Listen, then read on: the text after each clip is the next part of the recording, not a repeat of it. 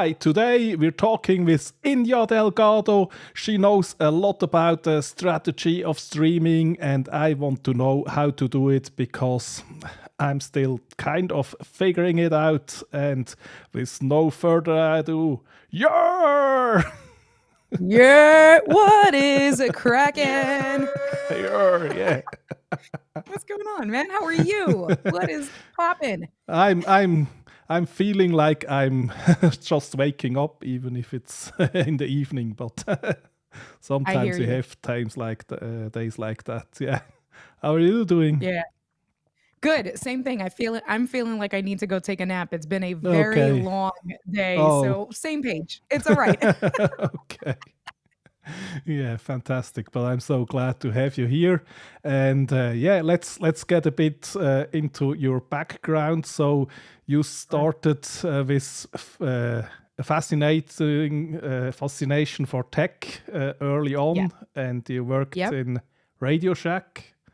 I did. I Yeah. did. That was one of my best jobs. I got to play with all the toys before it hit the Yeah. streets. Who doesn't love that, right? tech Like, tech come is on. so It's much the best fun. thing. Yeah.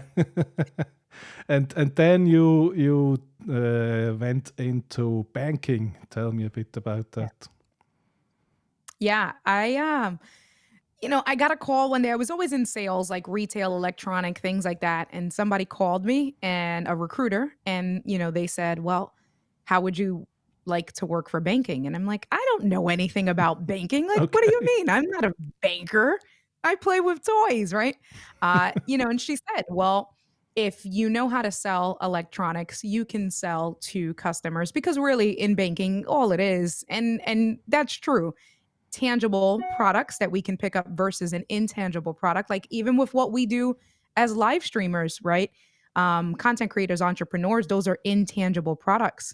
Yeah. And the most important thing that you need to know to do is how to talk to customers, how to relate to people, your clients. And I guess I do that well, right?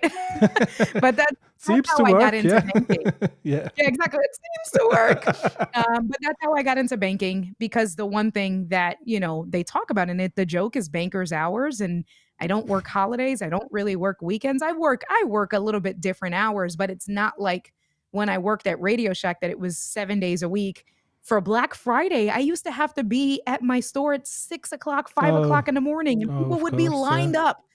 I'm not doing that at a bank. Nobody's lining up, right, at 6 o'clock in the morning to take money out the bank.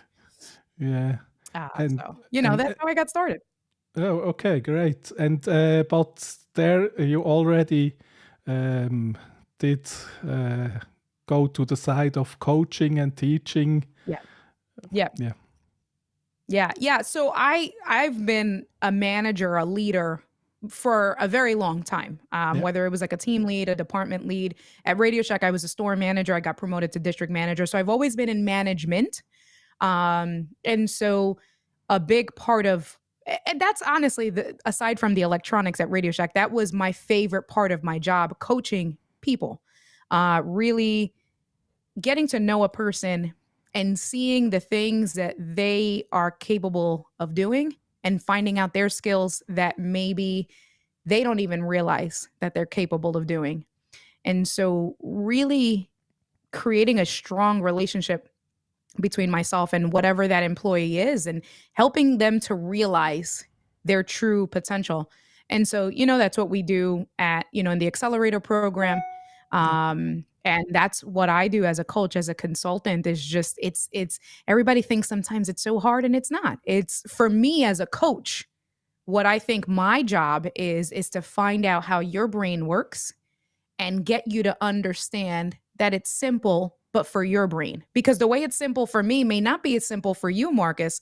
But Sure. my job as a coach is to make it simple for you to have that aha moment.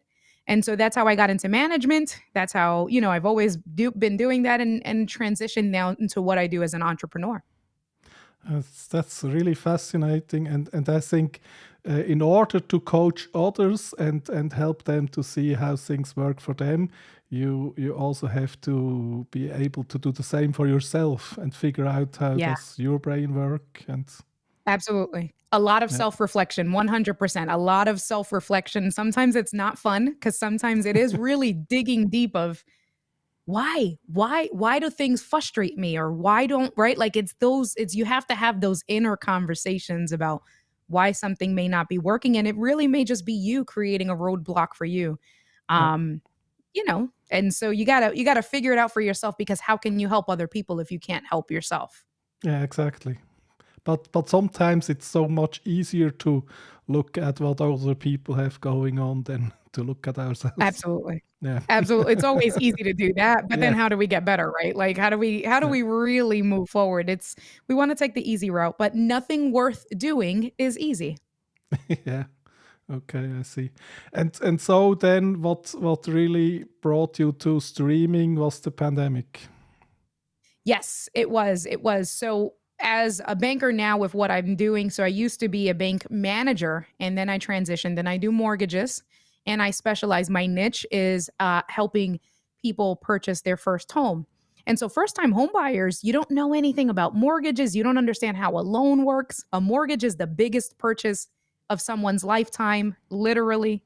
And so it takes a lot of patience and so I do that. I teach the classes. And prior to the pandemic, I was teaching the classes in libraries, at the branches, at local nonprofit agencies. And then the pandemic happened, and we still had to do presentations. And so the very first Zoom session I gave, it was in Zoom. We had about 60 people on, and you guys all, we all now are very familiar with Zoom. That if your cameras are off, it's a black box with just either your picture or your name.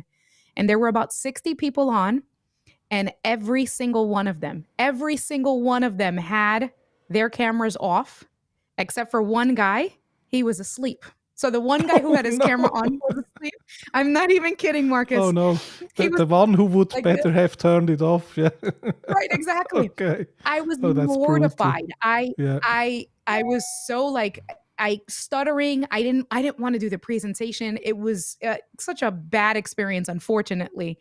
Um, and so I said, all right, I gotta step my game up, right? Like, how can I make these presentations better? Because I'm not doing presentations like this. I Yeah. found OBS.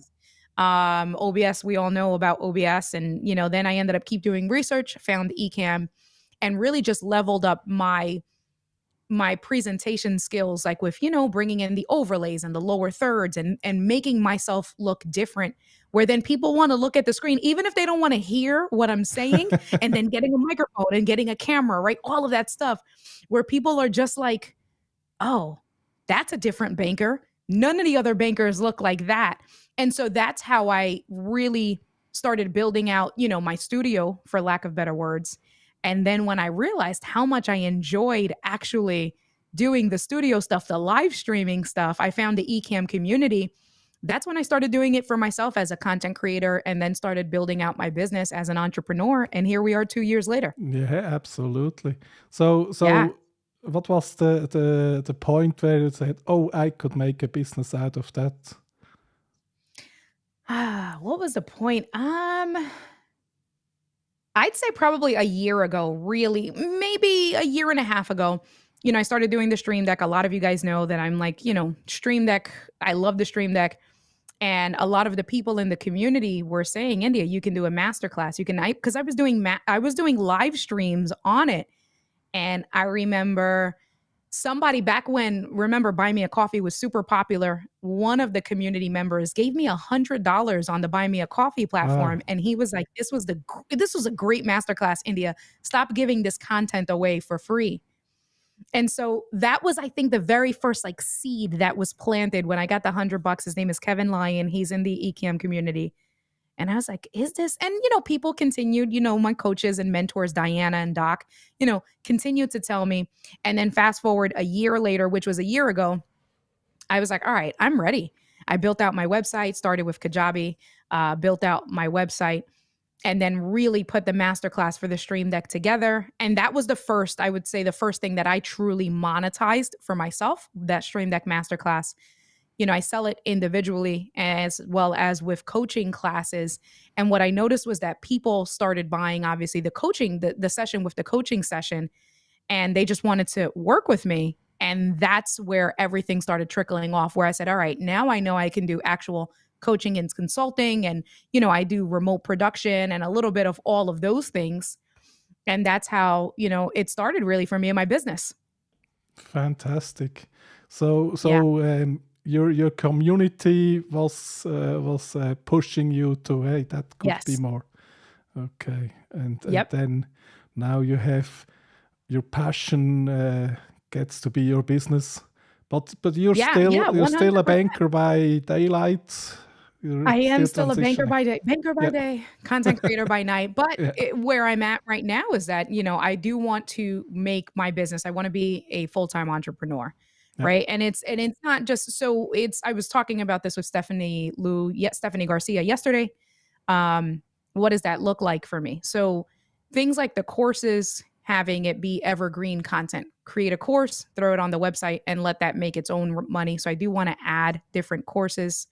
I have my consulting and my coaching that I do Yeah. for individuals. I show people whether it's Ecamm, OBS, I have packages for that. There's the remote production and then even in-person production because I enjoy that stuff, right? I'll bring my gear to you because I have plenty of gear here.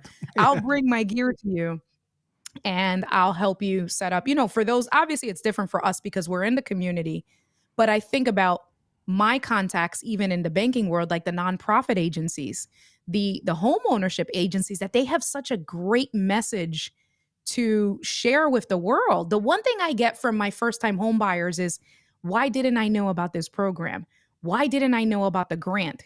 Right. And it's true. Nobody knows about special interest rates. Nobody knows about special down payment assistance. You got to like search forever.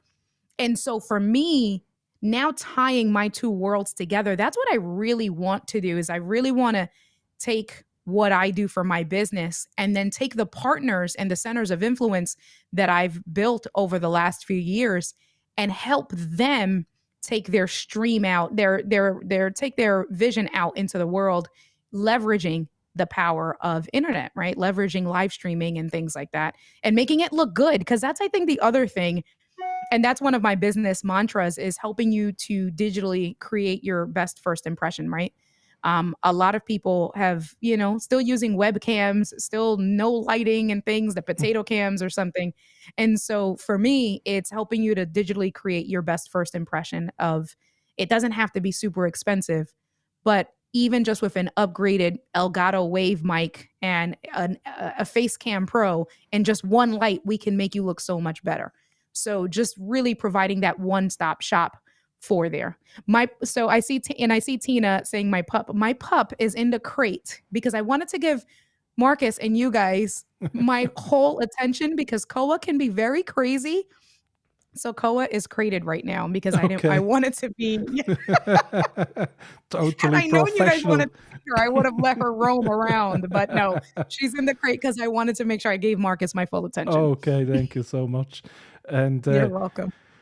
yeah, I think it's a pretty unique advantage you have because while you're coaching other people, you're also going through that phase to say, okay, as a banker, you're employed, and now you're doing all those Yeah. things to transition to your Yep. business, and so that's what you're teaching is also what you are going through yourself.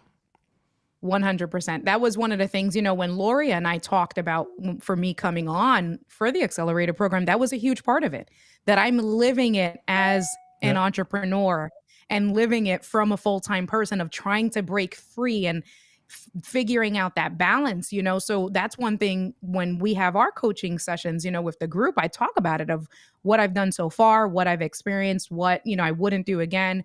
And it really is different because I'm living it right now. It's not someone that maybe did it 10 years ago or 5 years ago because now the economy, everything is so different, right? So to be yeah, able to talk about it real time. And then we all learn from each other too. So absolutely. Yeah, and I'm sensing you still like the banking too. For now, it's oh, not. oh Oh, Marcus, why would you ask me that question? okay. Oh, Why? Um, so here's the thing. yeah, Am I still what you're feeling is yes, I'm still passionate yeah. about helping people.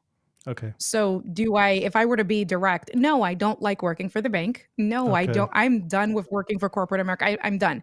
but you do hear the passion coming through, and the passion coming through is that, I just bought my first house 2 years ago. I'm still technically, right, a new homeowner. I'm first generation buying my first house. My mom has never owned her first home.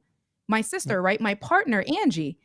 So for me, it's still, although I know I don't want to do this and it's very imminent that I'm looking to be full-time business, I'm still doing it now. And I'm very passionate about it because I think about my mom. I think about Angie. When my mom is ready to buy her home, when Angie's ready to buy her home, if I wasn't in Angie's life, I would want someone like me guiding her and holding her hand and doing the right thing by her, because that is a very real thing. We do need, especially of minorities, women, people of color, we do need that. And so that's where that passion comes from. And I'm dedicated, right? So if I'm here, although I may not want to work for the bank, I'm Okay. here and I'm choosing to be here. And because I'm choosing to be here, I'm still going to give my all. Because if I'm not going to give, for me, my mentality is if I'm going to do a half butt job, then I might as well leave. I'm not, for me personally, I'm very prideful when it comes to that type of stuff. Okay. But the goal is clearly go all in Oh, yeah, and yeah, okay. absolutely. We're going to celebrate when that happens. 100%. Yes. Great. Yeah, and I think that hunger for that success is a big part to really getting successful. Yes. And I still struggle, I still struggle kind of with the imposter syndrome. I still have the fear. It's also, and I'll be honest with you, the other part, and it's very fresh in my mind because, like I said, I was talking to Stephanie Garcia yesterday for a coaching session for me, right? And I'm still complacent, unfortunately. And I have to, like, you got to get out of your comfort zone. I'm complacent because I make decent money at the bank. I get to work from home. There's a lot of nice comforts that I have Yeah. with what I do. And so it is harder when you're comfortable to get Yeah. that kick in the butt, right? To like, to move out, right? So I, I so that's a learning opportunity for me, or the area of growth. I don't know if it's necessarily a learning opportunity. It's the area of growth of being challenged of, girl, get out your comfort zone. Because if you stay comfortable, you're never gonna leave the bank if that's what you really want to do. And then the other part of it is that imposter syndrome of, will I be successful? Like I know that I'm successful at the bank. Yeah. I have a proven track record year after year. I'm good. I don't have anything, and that is that imposter syndrome at the back of my mind. So that's something I'm personally being coached on, Okay. that I'm leaning on my coaches and my mentors to get out of that, because that imposter syndrome is a real thing. Yeah. So for you, it's especially if will it work, or is it also why should people listen to me? Or I think it's more of the fear of where will I get customers okay, from, yeah, right? So not okay, necessarily the why, because I know I have the value, but it's that fear of the unknown of, well, where are they going to come from, right? Because I have a very real number of what that needs to be, and so it's, where is that coming from? yeah, How is that? How am I going to do that? But you know how it is. If you don't put in the work, it's not going to happen, right? So sure, I got to put in the work. yeah. So But so you're already over that. The first step is belief that that is something you can yeah, do and it's right. You already conquered that, and of course the other yeah, thing is, and especially with affinity of banking and financial stability, yeah, can make it even harder to say, okay, let's jump yeah. in wholeheartedly. Yeah, that's, and it's so funny. You're the first person to really put it like that, believe it or not. And that's probably a very real thing for what's creating some of the blockage. Because, not just as a loan officer, but when I was a banker, I worked very closely with small business owners. So knowing, like, I know, man, Marcus, like you, hold on, let me, Ding ding. because, because, Mhm. because as a bank manager, when I had to go out and find new small business clients, like they used to train us, and some of the stuff they used to train us on were statistics of failure rate of Sure. small businesses. And, it takes 2 years of you investing in your own before you even earn a profit. Like I have all of those numbers that maybe someone else may not know. Yeah. And I'm sure that that's creating a handful of blockage for me as well, subconsciously. Yeah. Oh, I gotta go do some self-reflecting after this stream now. Okay. Yeah, that's very good. And so, but are you still working a full-time job at the bank now? Yep. Okay. Yep, it's still full-time. Yeah, still, 9 to 5 full-time. Fortunate enough that I do get to create my schedule. Fortunate enough that I do I'd say 90% work remotely here at home. And then I have to go out and do business development, right? So I have to go out and visit nonprofit agencies. I have to go out and find real estate agents to work with. So that's where I'm expected to be in the field. But Yeah. if I'm not in the field doing those things, and that's not, all the time, it's, a couple of times a month and stuff. And then the rest of my time, my week is home. And so, lots of flexibility, but it's still a lot. Yeah, but you're building up your whole new business on top of a full-time job, and that's Yes. respect. It's hard. Respect. Yeah, Yeah. thank you. It is. It's a lot. It takes a lot. It takes a lot. One of the things, and I try to be very transparent, especially on my streams when we talk about that stuff, is that, if I have a bad day at work, it's emotionally draining, it's mentally draining, whatever it is.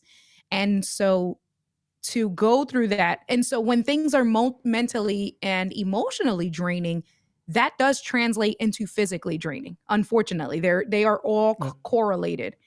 And so sometimes I may have those days where I just don't have it. I don't have the energy and to, have to go on stream and, turn on and be live and, smile and all of that stuff. It's hard, man. Or not even if I'm not streaming, but like to do a pre-recorded video. I want to continue to build out my courses, right?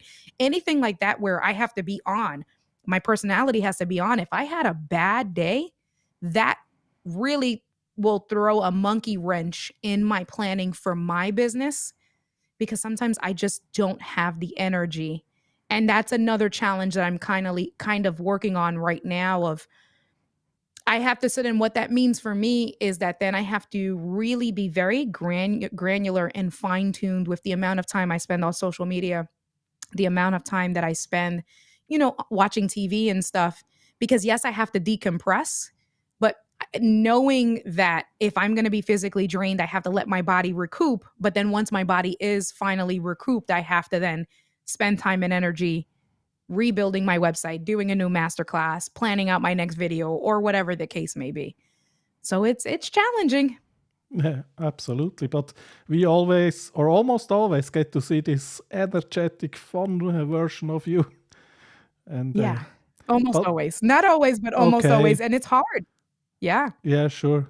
But turning on the camera and live, I guess that helps to then be on it a does. bit. Yeah, So one of the things I noticed, it definitely helps, right? I think the big part of that is it's like, you know what they say, it's to get you going to take the first step. Taking the first step is always the hardest. yeah, So it's the same thing with the live stream, right? Or, doing the video. Getting off the sofa from upstairs and coming down here is the hardest. yeah, But then once I'm here and I have Ecamm open and I hit go live and I'm talking to you guys, I'll say 9 times out of 10, once my stream is done, I'm always feeling so much better and yeah, so much happier than what I was before I walked down those steps behind me, right? So taking the first step is always the hardest, but then once you're in it, it's like, all right, let me shrug it off. I got this. It's all good. yeah. And knowing that can help if you have to take the steps the next time. Oh, it will be Right. good for me, and that can. Yep.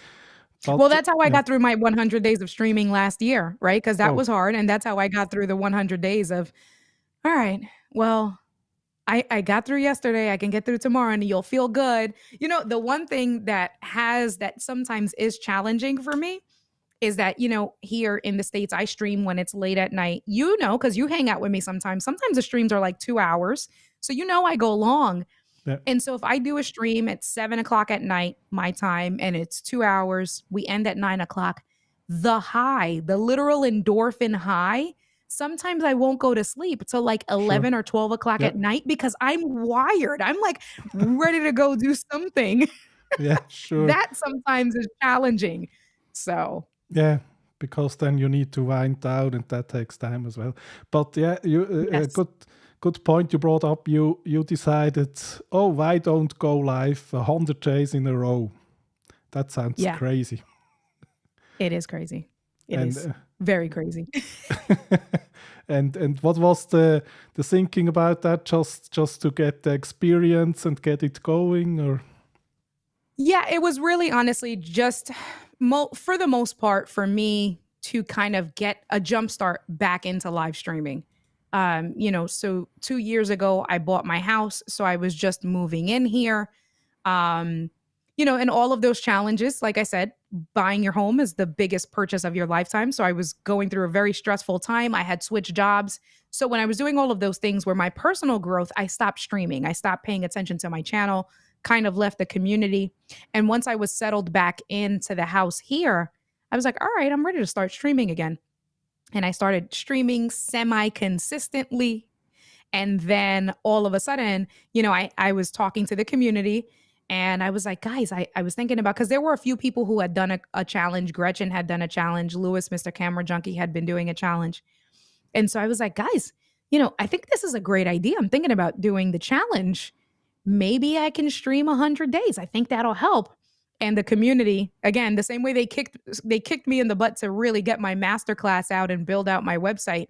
They were like, that's a great idea. Start tomorrow. Literally, that's what happened. I told the community about it on Sunday and they were like, start tomorrow. And I did. I started on Monday and I did 100 days live. I did not miss a day. And on average, more often than not, they were 1 hour live streams. From March all the way to June, we finished up. But what I will say is that doing that was absolutely a kickstart, because that's when I formed my business, formed my website, formed the masterclass, started monetizing, like really monetizing my stuff. I made, my first couple of grand in the first 6 months of the year. Loria approached me, right? I started with Lita, with the community first. And then from Lita, I went to the accelerator program. Then a few months later, I became the community manager with Switchboard Live. It's been right now. So we're in March. It's a year, literally a year. March 6th made a year when I started my 100 days, that challenge. And to really take a step back and to reflect on, what did that 100 days do? Well, that 100 days did all of those things. And, now even from that, I have a consistent, I make in terms of revenue, and it's nothing, right? I can't make a living off of it, but I bring home about 4 grand a month in additional revenue just from all of the little projects that I'm doing between community manager, the coach, my master classes. That's just extra money that I wasn't making a year ago. And 4 grand a month at 12 months, that's $48,000 a year, right? Like that's not bad that's very good. for Yeah. a part-time revenue stream for something that I kicked off a year later. So I'm very, very proud of that. Yeah, and that amount is also kind of a proof of the concept. Yeah, you can do that, and it will be successful. Absolutely. So Absolutely. because now you already make that with doing it on top of your full-time job, and Exactly. so that should be scalable then. Exactly. Yeah. 100%, right? So if I were to take the time, right? And that you took the words out of my mouth. That's without dedicating as much time as I would like or as I'm capable of. That's no ads.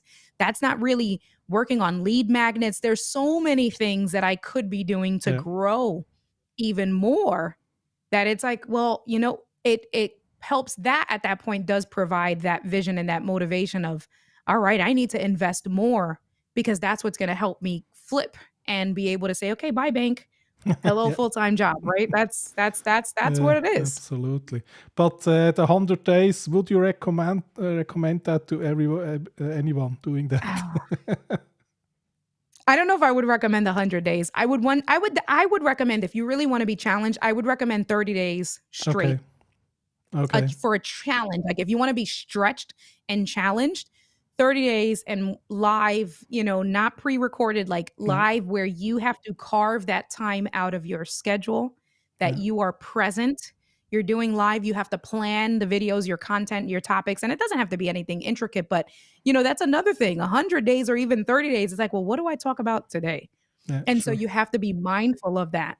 And it helps because once you get into that workflow and you start really training your brain for that stuff, a lot of that stuff sometimes that can come from the imposter syndrome you'll be able to overcome that once you do it consistently every day for 30 days in a row.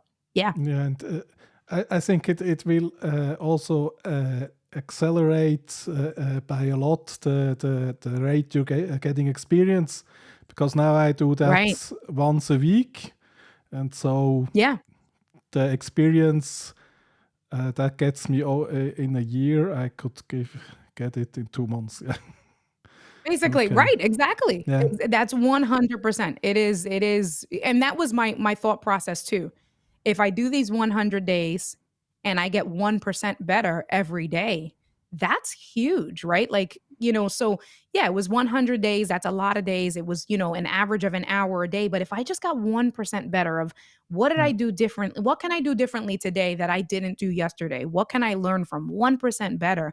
At the end of those 100 days, it's, I picked up remote production shows that I can do eCam with my eyes closed now. Okay. Fantastic. Yeah. Yeah, and Lala brings up a good point. A 30-day challenge is coming right around the corner. Yep. It's a bit easier in the way that you will not have to come up with the own ideas. There will be prompts, and it Yeah. doesn't have to be an hour. It's a few minutes a day.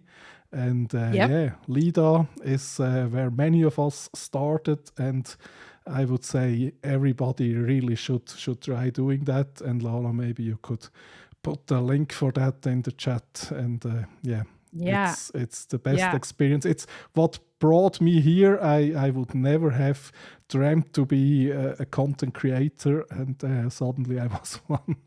So There you yeah. go. Yeah. Yeah, absolutely. And now a bit more to the business side.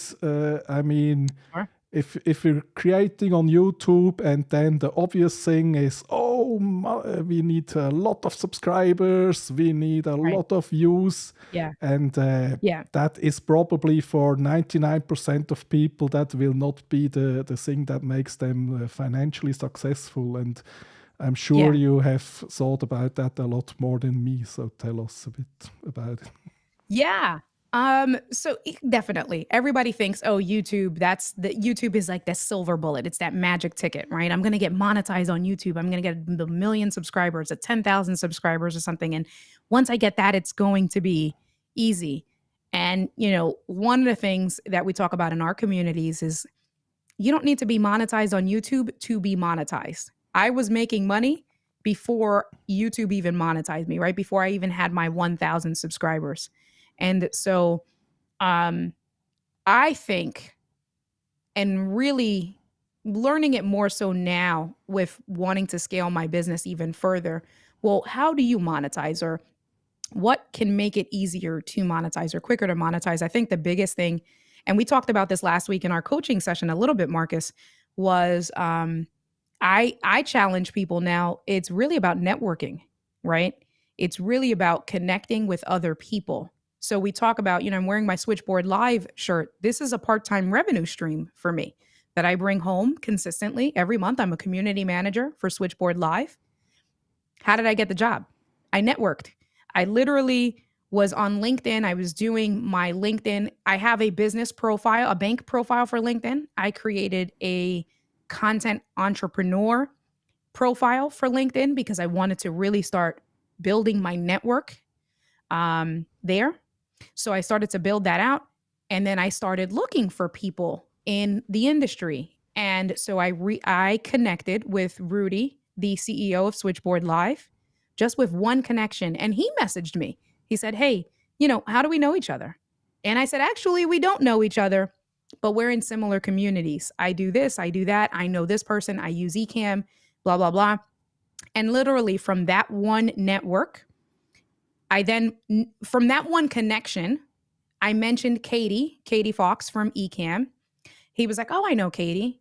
And so then he was asking me about my interest and what I was looking to do, my aspirations. He told me that there was an opportunity for creating, Switchboard did not have a community manager position. He said he was thinking about it. I then went back to Katie and I said, Katie, look, I'm thinking about this stuff, right? So again, networking, using the power of your network to support you and to leverage creating new business opportunities. And so then Katie spoke to Rudy, about some other things and, what her community manager looks like at Ecamm and things like that. She also gave him a plug for me because that's what I asked. I said, listen, if he's thinking about doing it, I would love to take it. She gave him a plug for me. And then, fast forward that we started the conversation in November. I mean, no, we started the conversation in October of last year. And in November, a month later, so a month worth of having conversations and talking about money and time commitment and things like that, I've been the community manager for Switchboard Live since November, and I love it, right? And so it's how can I take that a step further? How can I build out new opportunities, remote production jobs? It's really leveraging the power of your network and people you know.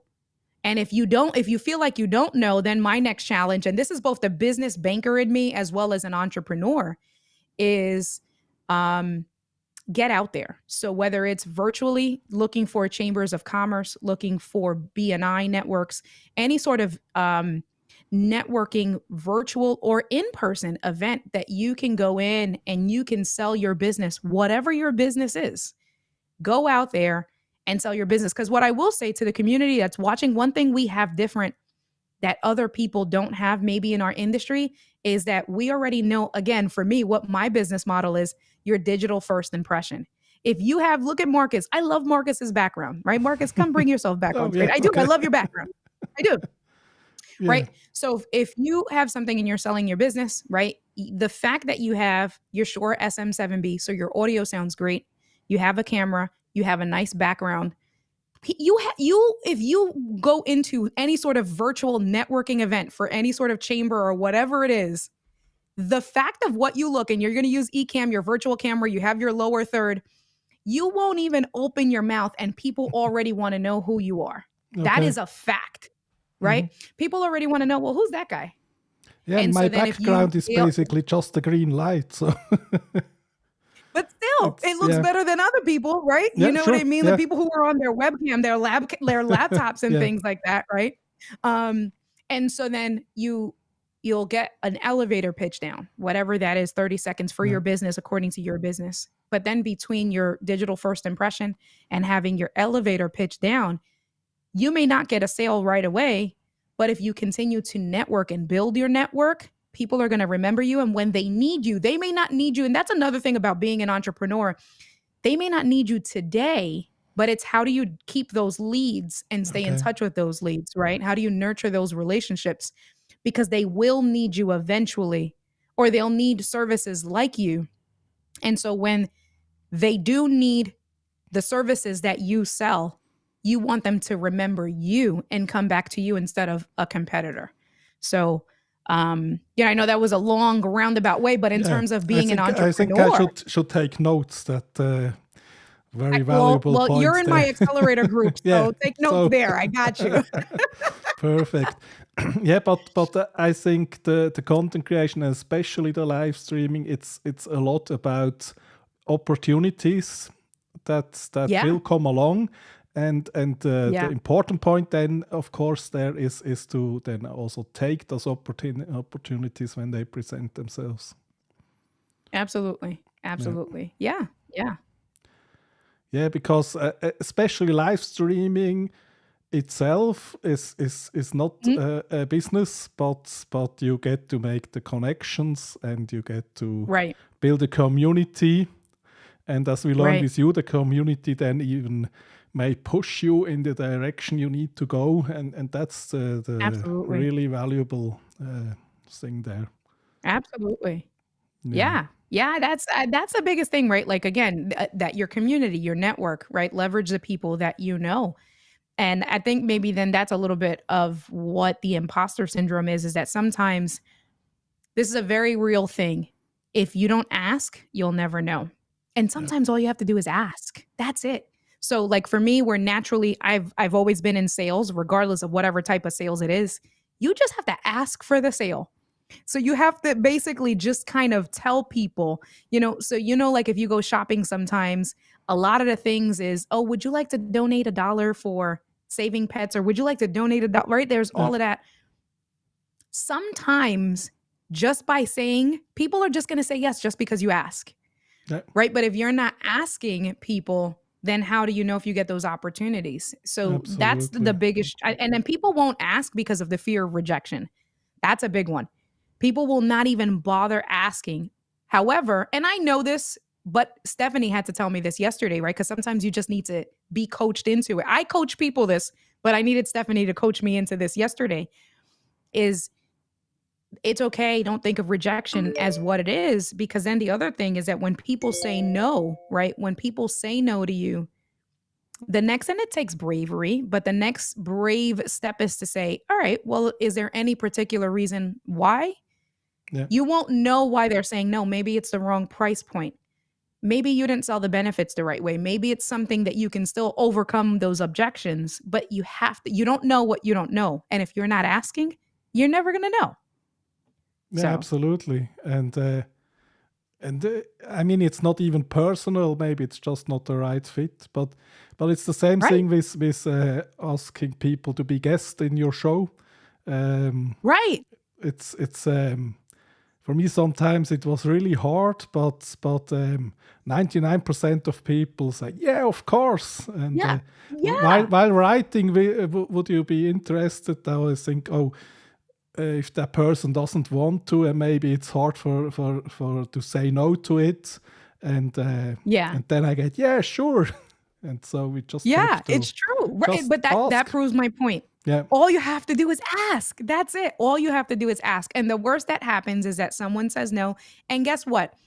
On the other piece with what you're saying, if that person feels bad to say no, that's not for you to worry about. That's not your Yeah. problem. That's a them problem, right? Because then that means that they're also not respecting their own internal beliefs, right? Because you asked me recently, and if I would have said no, if I would have said yes to you and I couldn't, that's not a you thing. That's a me thing. Why am I committing to things that I can't do? I also have to respect myself.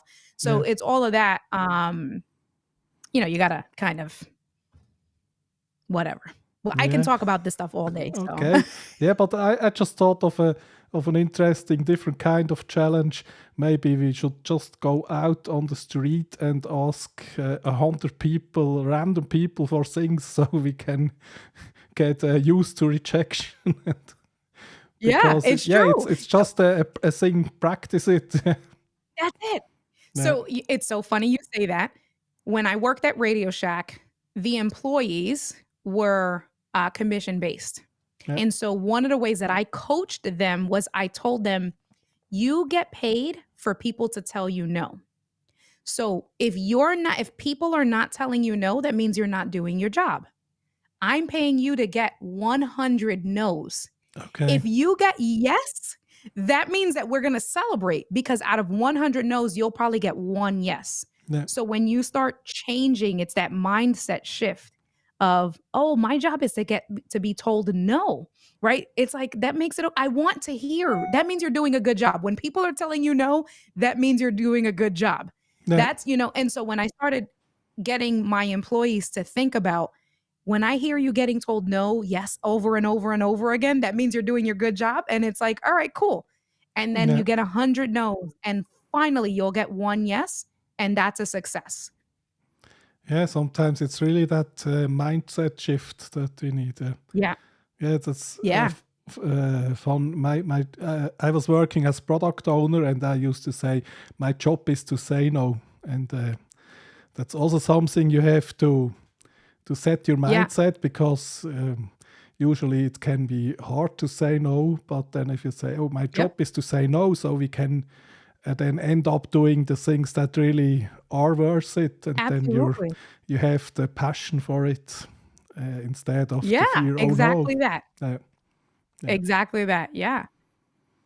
Yeah, that's a whole business course here in It is. It is. packed all Let's go into a charge. Let's stream. go charge. You and I will partner. That's all right. Yeah. Yeah, absolutely. So I see how people came along and said, you need to put that thing out there because, yeah, Yeah. and Yeah. it's really your passion that comes along with all that, and I think that's Thank you. a really big part of the success then, because if I want to pay someone to help me, then if I feel okay, this person really cares, then that will make the Right. decision to do it so much easier. Absolutely. Absolutely. Yeah, that's true. You know, if you have someone who's like, all right, sure, I'll coach you. You're like, can you really? Right? Like, I'll go. I'll keep doing some research. It's all right. Yeah, absolutely. Yeah, and coaching is also a really interesting concept, because if I purchase you as coach, then yeah, that was not very well phrased. If I engage you as coach, then it's not your job to tell me this and this and this is how you have to do it, but to Right. let me to come to the right conclusions. And Right. yeah, Right. It's to get you thinking. That's yeah, right. So it goes back to kind of what I said about why I love being a coach, is really helping people see the skills that I see they have, but they don't see it. Right. So yeah, it's really getting you to think on your own and asking you questions where, you know, as a coach and as a leader, the people that you're coaching should be doing the majority of the talking, not the other way around. yeah, Right. So you should ask one question and then just sit and stay silent and let that person talk or force them to talk, because they have to come to that realization yeah, on their own. It's exactly that, right? Because it's not a dictatorship. I'm not telling you what to do. I don't want a worker bee. I want yeah, employees, or I want people on the team, right? I want you to grow and flourish on your own and come to those realizations on your own. So it's how do we get those thoughts together, so that you can come to those realizations on your own. yeah, because then it's so much more powerful and effective if I found the solution that works for me, instead of you. Maybe you knew it a week ago, but you needed me to get Right. there myself, and now it really is something that that lights up for me and makes a big Exactly. difference. Yeah, Absolutely. Absolutely. Yeah. yeah, yeah. It's so fascinating to see the joy that brings in you to to talk about these Aw, things. thank you. Thank you. Okay, and then Lala is uh, writing your channel in the chat, and down Thank in the you. Thank you, subscription we Lala. also have your website. So Yep. if anyone thinks, oh, that would be really nice, I need someone to help me figure out all that stuff. It may be tech or it may be business related, and then Yeah. you can click through there and book Yep. some time with India. Or you have a Yes. few more minutes to ask your question right here. Then you get a Exactly. Get your short questions in answer now. for free. Get your questions in now. Yeah. Banking advice, entrepreneurial Okay. advice, content creation advice. Let me know. Let me know. I'm here. I'm here for all of it. Yeah, but that's interesting too. I mean, financial advice is doing really well on YouTube, and you would be qualified for that, but that was not Yeah. something that really interested you to pursue then. No. No, Okay. not at all. Yeah. It's not. I do it maybe because I've been doing it for so long, right? But it doesn't bring me passion. Yeah. And that's one of the things that I think as a new content creator, people get caught up about, because obviously we all have different skills. We all have things that we do well, right? Yeah. Like I take care of my dogs really well. I can do a dog channel, right? I love dogs, but that's not what my passion is, right? It's the Yeah. same thing. I know tons about mortgages. I know tons about down payment assistance, right? All of that stuff. I can talk to you about buying points, interest rates, all of that stuff. I Okay. can talk to you and simplify it for you, but that's not where my Yeah. passion is. And so then what happens is it's easy. A lot of people sometimes chase the easy. You said that, right? A lot Yeah. of people do what's easy. And so if I wanted to blow up very quickly, I could do a whole channel just on mortgages and refinancing and interest rates and all of that stuff, and my channel would blow up. That's Yeah, not where my and passion you is. will burn out, and then Exactly probably, that. yeah. You'll burn out because that's not where your passion is. You won't be as invested. It'll be something that maybe I'll do for 2, 3 years, and then Yeah. it'll be something that gets left on the table. I'm good. I didn't wanna do that, and I recognized that early on. A lot of people, especially when I came into the content creation community, a lot of people, thought, because I do talk about it a lot, so a Mhm. lot of people just made that connection that that's what I was naturally gonna go into, Yeah. and I was like, "No, that's not where my passion is." I So when I think about it as a whole, what do I do well? Well, I connect with people. Yeah. What for me, what I when I take all the different things of what I do and what I do well is, I connect with people well, and I know that I'm a good coach, and I know that I explain things, I simplify Yeah. a process really well. So I'm gonna take that out of what I do from being a banker, being a leader, and then what's my passion, what excites me? It's all the nerdy stuff, all the tech. So It's great. all right, like, let me help you look good, sound good, get the right software applications. Let's tie it all together.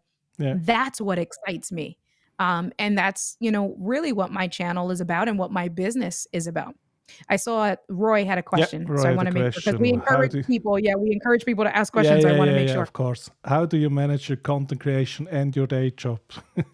Yeah, we talked a bit Oh, about Roy. that. I know, Roy, you came in a little bit late. I was saying that sometimes it's hard. Yeah. Sometimes I do have, I don't want to say bad days, but I have days that just drain me, right? So Yeah. what drains me, what that looks like for me, is sometimes I have to deliver bad news that I can't approve alone. That Mhm. for me, India is personally draining because I know how important the dream of home ownership is. So it drains for me emotionally to be able to have to deliver that news to someone, and it puts me in a funk, puts me in a bad mood, unfortunately.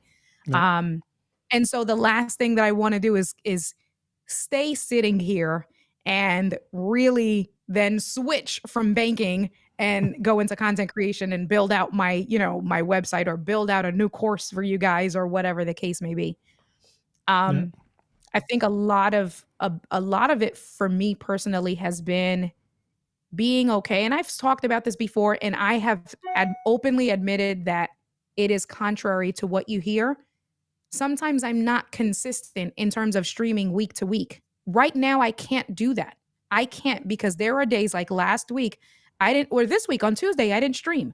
I did not Okay. stream on my normal Tuesday stream because I have had the last couple of days that have been just not pleasant at work. Yeah. And I thought I was going to, and it's crazy because I was talking to Paul, Mr. Moderator, during the day, and I had on Tuesday morning, I had stuff that I wanted to talk to the community about. And I was Yeah. talking to Paul about it. And as the day progressed, and as I got emails and phone calls, 6 o'clock came around, and I was like, I don't have the energy. And so I respected myself, and I was like, I'm not going to stream. I'm not. And I say that that's contrary to what people say, because, their consistency is important. But for me, what I feel is more important is my mental health, if I don't Absolutely. got it, I'm not going to go out and do it. I'm not. I'd Yeah. rather go out next week, Tuesday, and do a 2-hour stream when I have the energy, Yeah. right? And talk to you guys, than come in, this week, Tuesday, and just not. Again, I know that I'm the anomaly. That's a big part of it for me. And a big part of it is also learning how to shake off that stuff. And that's a growth thing as a person and as the human. Sometimes it's easier said than done. Sometimes I can shake it off, and Yeah. I can, take a break and take a walk and come back and say, all right, I'm going to do the stream. Sometimes I can't.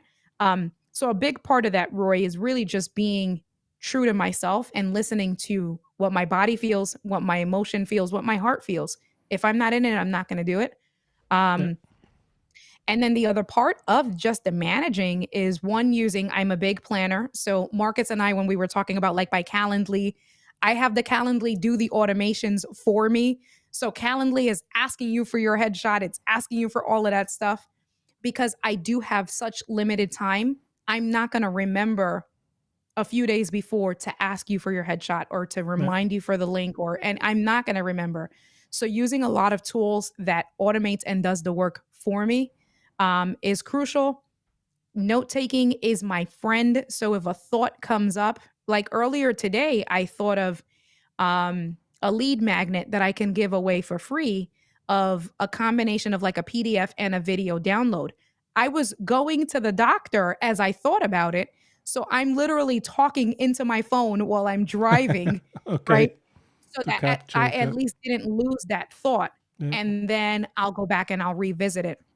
So just kind of a combination of those tools of when you have an idea, find a way to document it. I may not have time to put that idea in place today, but the one thing I do know for sure is that that idea, it won't be like, what was that? I can't remember. What did I want to do? At least I have the idea documented. Yeah. And then it's really just balancing my time and how I balance my time as best as possible. The most cut and dry answer, honestly, is that everything goes on my calendar. Everything. And if it's not on, my brother had an ongoing joke. I needed to do something for him. And he got so frustrated because I kept blowing him off. He was like, give me your stupid Calendly link because if I have to put myself on your calendar, Then it and then I gets ended up done. feeling Yeah. really bad and I did for him what I kept blowing Okay. off. But that's how important it is that it needs to be on my calendar because at that point, when I start my week and then when I'm visualizing my week and my day, um, then it helps me to know to try to create the mental space for all of those non-negotiables. So, Perfect. So I yeah, want to be respectful of the time we set here, but maybe sure. just the one point you said with consistency, I think that's really important to understand there. Many people, in my opinion, totally misinterpret what is Yeah, what is the important thing about consistency to really be here regularly each week at the same time. Of course, that is consistency, but the much right. more important part of consistency is the quality and the value you Right. bring and those points. It's true. Yeah, Right? Because I'd rather instead of doing it every 2 weeks at 7, every Tuesday at 7 yeah, o'clock at night, never miss a week, but then in 2 years from now say, I'm done. yeah, I'd rather that absolutely. if I maybe miss 1 week in, a month, but I'm doing it for 6, 7 years to come, right? For the Yeah, long run, that it's like, all right, I've been here. Then that becomes consistency over the term, right? So it's not consistency week over week, but it's exactly that. It's about being exactly. intentional as well and Yeah, being present. That's yeah, huge. and also consistency for the viewer in terms of, oh, if I turn on India's stream, I get to have a good time, Right. and she's there, and I mean the hardcore fans, they will notice that you didn't go live, but the occasional viewers, they Right. probably don't even remember that it usually is Tuesday. They just come in because of the notification, and Right. they will, yeah, absolutely. Yeah. Yeah. Yeah. Good stuff. Good stuff. And Paul, yeah, still This guy. streaming, but the hour This is guy. up and hi and bye, I would say. But Yeah. yeah, Hi and bye, Paul. Hi. yeah, but I really learned a lot. I will Aw, definitely thank you. rewatch that and take some notes. And thank you Thank so you. much for being here, and everyone who Sure. learned something, go check out India's channel, and you can also find her website. And yeah, thank you all Thanks, so very guys. much. And Thanks, Marcus. maybe it wasn't the last time we saw each other here. No, absolutely not. Yeah, great. Okay, thank you. Bye.